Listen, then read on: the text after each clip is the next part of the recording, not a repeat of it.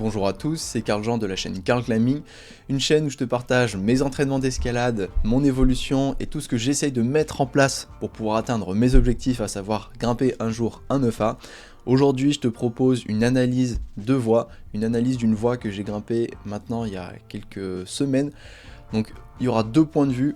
Un premier point de vue comme la première fois lorsque je filmais en falaise à la première personne où tu verras en temps réel ce que je prends comme prise de main et ce que je vais prendre comme prise de pied. Et une deuxième vue, peut-être moins importante, moins intéressante, mais qui va te permettre de saisir l'ensemble de la voie et où je me situe. En fait, ça va être une vue d'ensemble de la voie que tu verras sur le côté de la vidéo. Et c'est à peu près tout ce qu'il y a à savoir pour aujourd'hui.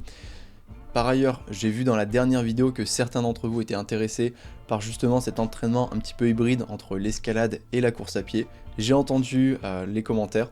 Alors puisque ça me fait plaisir et que j'ai également envie de partager ça avec toi, je te montrerai prochainement mes entraînements de course. Si certains d'entre vous sont des spécialistes de la course à pied, bien sûr que j'aimerais recevoir des conseils de votre part. Moi je suis encore un débutant, j'y connais rien et il y a plein de choses que je ne connais pas et je ne comprends pas. J'en reparlerai dans l'autre vidéo, c'est pas le sujet d'aujourd'hui, mais j'ai déjà quelques extraits, quelques petites vidéos à te montrer et ça va être sympa. D'ailleurs hier j'ai fait un vlog entier d'une journée mais complètement folle qui a commencé à 5h30 du matin, j'en dis pas plus, je te ferai une vidéo à part entière là-dessus. J'ai pris beaucoup de plaisir à la faire, c'était pas de tout repos, mais je pense que le jeu en valait la chandelle et tu m'en diras des nouvelles. Bref, on va s'attaquer à la vidéo et c'est parti. Donc alors, pour rappel, cette voie, donc c'est une voie violette, 7B, 7B pas si évident que ça. Là j'étais avec un jeune de mon club, donc Timéo. D'ailleurs c'est Timéo qui était à l'assurage, donc je lui passe le bonjour et merci pour toujours m'accompagner, faire ces séances bien difficiles. Donc on commence directement avec un départ qui est plutôt à doigt dans cette voie, avec une grosse tension sur l'inversée qui est bonne. Là j'ai une bonne réglette main gauche, mais le problème c'est que la prochaine était assez loin, pas très bonne, donc là il faut effectuer une relance le plus vite possible pour se soulager et surtout essayer de clipper rapidement. Donc comme tu peux le voir, ces règles sont vraiment petites, il y a beaucoup de jeux de relance, ici on n'a pas le choix, il fallait effectuer un croisé et on se précipite sur la suivante pour pouvoir clipper. Ensuite, il faut aller prendre une oreille main droite, toujours une petite réglette, et là, petite prise de décision, pas dure, mais il ne faut pas louper la prise qui est plate au-dessus du volume, ce qui te permet également après voilà, de récupérer et de clipper. Tu prends une double relance, moi je prends directement la troisième oreille qui est plutôt bonne, une lolotte, je remets en place ici la dégaine, mais normalement tu prends directement la main gauche, et là je sais pas si tu le remarques, mais j'ai pas clippé tout de suite, je vais le faire tout de suite et j'en parlerai après. J'ai attendu d'avoir, si tu veux, la bonne main, la meilleure des mains, avant de clipper. Et là je fais sur la vidéo un run plutôt rapide, je dirais, pour aller me précipiter sur le repos. En fait quand tu grimpes, il faut savoir que tu as une réserve d'énergie avant de faire du lactique qui est très très fine. C'est un peu comme en course, et je vois très bien les parallèles, et ça j'en parlerai parce que c'est vachement intéressant. Mais tu as une réserve d'énergie qui est finie pour l'escalade si tu dépasses une certaine intensité. Et là, vraisemblablement, lorsque je tiens des petites réglettes, je dépasse ce seuil. Et donc, tout l'intérêt de grimper de manière efficace et rapide, c'est de préserver ce réservoir d'énergie. Je rentre pas dans le détail, mais c'est vraiment juste pour imager, afin de l'utiliser le plus tard possible quand on aura besoin dans la voie ou lorsque ça va être difficile. Donc concrètement, il faut essayer de s'économiser. Il n'y a qu'à voir en fait, par exemple, le maître, le seul et unique Adam Ondra, lorsqu'il grimpe, il cherche avant tout l'efficacité, et quand c'est difficile, il se déplace à une vitesse, en fait, il perd pas d'énergie, pour pouvoir en fait rester le plus longtemps possible sur les repos. D'ailleurs, là en ce moment, je suis sur de bonnes prises.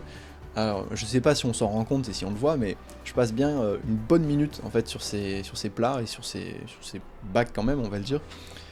Ce qui me permet de récupérer et aussi d'effectuer une lecture sur la suite, de comprendre bah voilà, qu'est-ce qui m'attend et me remémorer la séquence de mouvements pour pouvoir l'exécuter à la fois correctement mais aussi rapidement.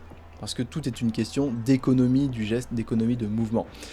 Et ce que je voulais dire tout à l'heure, c'est que lorsque ça devient difficile et lorsque tu as besoin de clipper une dégaine, il ne faut pas se laisser avoir par tes émotions, il ne faut pas te laisser avoir par la peur du vide. Parfois, il vaut mieux dépasser une dégaine pour atteindre une meilleure prise et en fait clipper, plutôt que se mettre au taquet sur de mauvaises prises et vouloir clipper absolument parce que on va tomber. Donc là, Attends, pause. Là, il faut vraiment que je te parle de quelque chose d'important, c'est un peu le conseil du jour. Donc, c'est le Karl du montage qui te parle. Quand tu es en train de grimper, que ce soit en voie ou en falaise, les deux fonctionnent très bien. Si tu es daubé et tu commences à être dans le mal, il faut vraiment oublier l'idée de clipper le plus rapidement possible parce que finalement, ça c'est une impasse et c'est ce qui peut te coûter l'enchaînement et c'est ce qui m'a déjà coûté l'enchaînement plusieurs fois d'une voie parce que au début, lorsque j'avais pas assez d'expérience pour comprendre les timings, les meilleurs moments pour clipper, eh ben j'avais une croyance et je me disais que dès que je vois une dégaine, il faut que je clippe cette dégaine le plus rapidement possible. Et en fait, c'est faux. Il faut que tu clippes la dégaine lorsque toi, tu te sens le plus à l'aise, lorsque dans un rayon autour de 1 mètre de la dégaine, voire 2 hein, à peu près, en tout cas tout ce qui est dans ton envergure pour la clipper, il faut que tu cherches et que tu identifies, pendant la grimpe mais aussi avant la grimpe, l'endroit où tu vas dépenser le moins d'énergie, où tu sembles et tu penses que tu seras le plus à l'aise. Bien souvent, ça se vérifie plutôt à la sensation sur le terrain. Donc, je dirais qu'il y a 3 phases. Il y a la phase où la dégaine est juste au-dessus de ta tête, elle est à portée de main, et là, tu peux déjà la clipper. Si tu te retrouves dans une lolotte, je sais pas, bras tendu, et que t'es pas trop mal, ça peut être intéressant de déjà clipper. Deuxième cas de figure, donc là, tu montes un peu plus, la dégaine se situe au niveau de ton bassin, donc tu es souvent bras tendu, et là, tu as juste à prendre la corde au niveau de ton baudrier, et tu clips ou tu la glisses. C'est souvent le cas par exemple en compétition, tu peux voir des fois des athlètes clipper la dégaine, non pas en prenant la corde et en clippant la dégaine, mais ils prennent directement la dégaine et ils la clippent à la corde. Donc ça marche plutôt avec des dégaines qui sont longues, mais dans l'idée, c'est ce niveau de hauteur. Et ensuite le troisième, donc là c'est un petit peu plus rare, c'est quand on cherche absolument à monter le plus haut possible et qu'on est daubé et qu'on n'a pas le choix, après il faut clipper parce que soit on est en compétition et il faut absolument la clipper avant d'avancer, soit tu es en falaise et tu t'en fous, mais à un moment tu flippes et tu dis je dois clipper. Ou bien troisième option, et là ça arrive aussi également, il y a un bac plus loin et c'est la fin de la section difficile et c'est seulement à partir de ce moment-là, lorsque tu as le bac en main, que ça vaut le coup en fait de t'arrêter parce que avant les mouvements sont tellement difficiles que clipper la dégaine ça va te mettre beaucoup trop mal. Clipper la dégaine ça va être plus difficile que nécessaire et clipper la dégaine ça va te faire chuter. Alors peut-être pas maintenant mais dans les mouvements qui vont suivre. Donc ça vaut le coup parfois juste de calmer un petit peu ses ardeurs et ne pas clipper tout de suite la dégaine. Chercher la position dans laquelle on va se trouver le plus à l'aise dans ce rayon autour de la dégaine.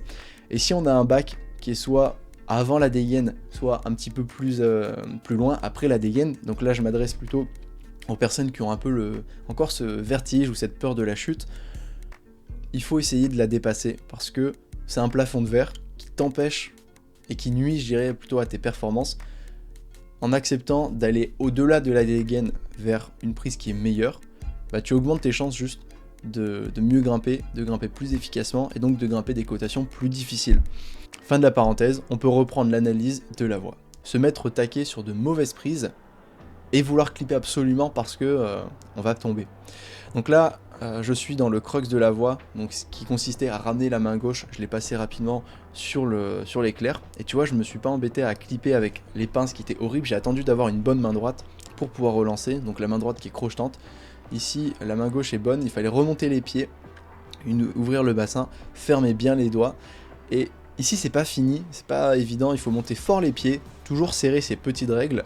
Et tu vois là, c'est exactement ce que je te dis, j'attends d'avoir une meilleure prise avant de clipper, je la dépasse, et l'avantage d'avoir une dégaine qui est à ton bassin, bah, c'est que t'as pas besoin non plus de fermer le bras et de perdre davantage d'énergie, t'as juste à tendre les bras.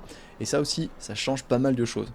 Donc je viens de terminer cette voie, au final elle m'aura pris un bon 4 minutes, donc c'est pas si long, mais c'est à la fois long je dirais, parce qu'en salle, généralement les voies sont plutôt courtes, et donc 4 minutes dans une voie, bah, ça témoigne réellement de temps de pause que j'ai pris pour récupérer et pour essayer de gérer mon effort. D'ailleurs je le dis, c'était un peu la deuxième, troisième fois que je faisais cette voie, et je commençais à la connaître de mieux en mieux, mais surtout à être de plus en plus efficace dedans. Donc bien sûr, c'est l'effet de la résine, de l'entraînement, ça fait 3 semaines maintenant que je le fais, et je me sentais juste de mieux en mieux sur chaque mouvement, et je gaspillais de moins en moins d'énergie. Donc C'est tout pour aujourd'hui, c'est tout pour cette vidéo, c'est déjà terminé. C'est passé un petit peu rapidement, je le sais, mais c'est aussi sympa d'avoir ces vidéos peut-être plus légères. Moi, elles sont plus faciles à produire. La vidéo vlog ou vidéo entraînement, la prochaine, elle sera un petit peu plus conséquente. Je te dis à la prochaine et je te tiens au courant des entraînements. Ciao.